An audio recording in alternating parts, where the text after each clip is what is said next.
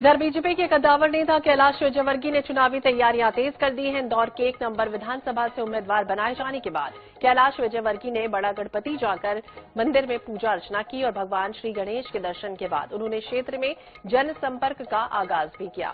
इस दौरान भाजपा के कई वरिष्ठ नेता भी मौजूद रहे। कैलाश विजयवर्गीय ने अपने संबोधन के दौरान बड़ा बयान दिया। उन्होंने मंच से बयान देते हुए कहा कि पार्टी ने मुझे भले ही टिकट दे दिया हो, लेकिन 1% मेरी चुनाव लड़ने की इच्छा नहीं थी। मुझे अभी भी विश्वास नहीं है कि मैं उम्मीदवार हूं। हालांकि उन्होंने ये भी कहा कि किसी भी क्षेत्र में प्रत्याशी चुनाव नहीं लड़ता, बल्कि कार्यकर्ता चुनाव लड़ते हैं। इसलिए हर एक कार्यकर्ता कैलाश विजयवर्गीय है और 1 नंबर विधानसभा में आप सब कार्यकर्ता मिलकर ही लड़ेंगे। पर अंदर से खुश नहीं, सच कह रहा हूं, इसलिए कि मेरी लड़ने की इच्छा ही नहीं, जब 1% भी इच्छा नहीं। एक माइंडसेट होता है ना लड़ने का।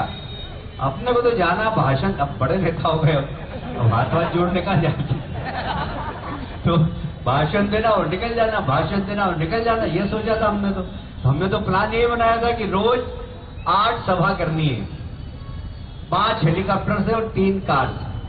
इस प्रकार रोज 8 सभा करनी है इस पूरे चुनाव में, और ये सब प्लान भी बन गया था। पर आप जो सोचते वो होता क्या, भगवान की जो इच्छा होती वही होता है। तो भगवान की ऐसी इच्छा थी कि मैं चुनाव लड़ूं, एक बार फिर से जनता के बीच में जाऊं, तो ईश्वर की इच्छा थी। तो मैं एक बार फिर से उम्मीदवार, मुझे अभी भी विश्वास नहीं हो रहा है कि मैं उम्मीदवार, सच कह रहा हूं मैं। एक नया शहर हमने डेवलप कर दिया। हम 1 नंबर को भी एक नया शहर बनाएंगे, और ऐसा शहर बनाएंगे कि लोग कहेंगे कि हाँ 1 नंबर विधानसभा है। अब वो विजन है हमारे पास, वो विजन अब संजय भाई के पास धीरे धीरे अनुभव में आ जाएगा। अभी बच्चे हैं तो थोड़ा सा जितना अनुभव उतना उन्होंने काम किया। मेरे पास एक लंबा अनुभव है, मंत्री का है, विधायक का है, विपक्ष के विधायक का है, महापौर का है। इससे सारा अनुभव लेकर मैंने काम किया और देश विदेश में घूमा हूं।